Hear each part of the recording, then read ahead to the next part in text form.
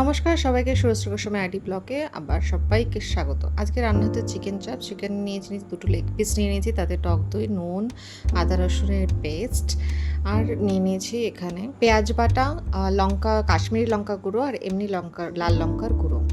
আর এখানে নিয়ে নেবো, এখন বেটে নেবো, একটা পেস্ট রেডি করে নেব, কাজু আর আমন্ড আর অল্প পোস্ত বাটা, পোস্তটা বেটে নেবো।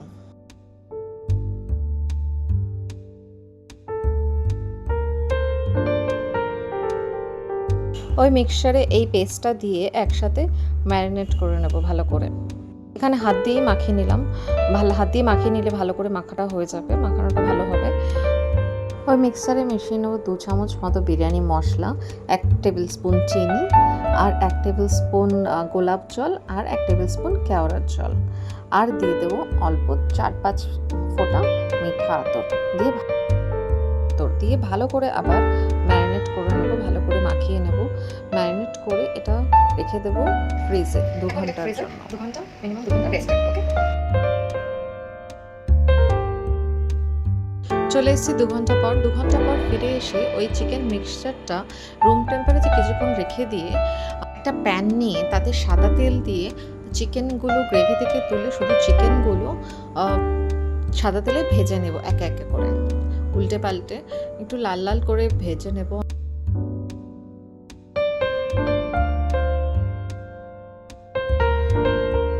চিকেনগুলো ভেজে তুলে ওই প্যানেই আমরা অল্প একটু ঘি দেবো, চাইলে আপনারা ওই ঘিতেই পুরো রান্না করতে পারেন, বাট ঘি দিয়ে আমি করিনি। ঘি দিয়ে ওই চিকেনের যে ম্যারিনেশনের যে ফুল গ্রেভিটা ছিল ওই ঘি দেওয়া প্যানে ওই আমরা চিকেনের ম্যারিনেশনটা আমি ঢেলে দিয়েছিলাম, পুরো ঢেলে দিয়ে কন্টিনিউয়াসলি ওটা নাড়তে চাড়তে থেকেছিলাম।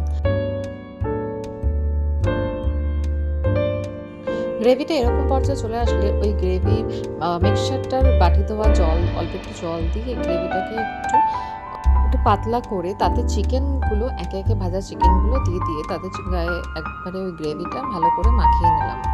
মাখিয়ে নিয়ে কিছুক্ষণ ফুটতে দেবো, ঢেকে ওই 10 মিনিট মতো ফুটতে দেবো, 10 মিনিট মতো ঢেকে রাখবো।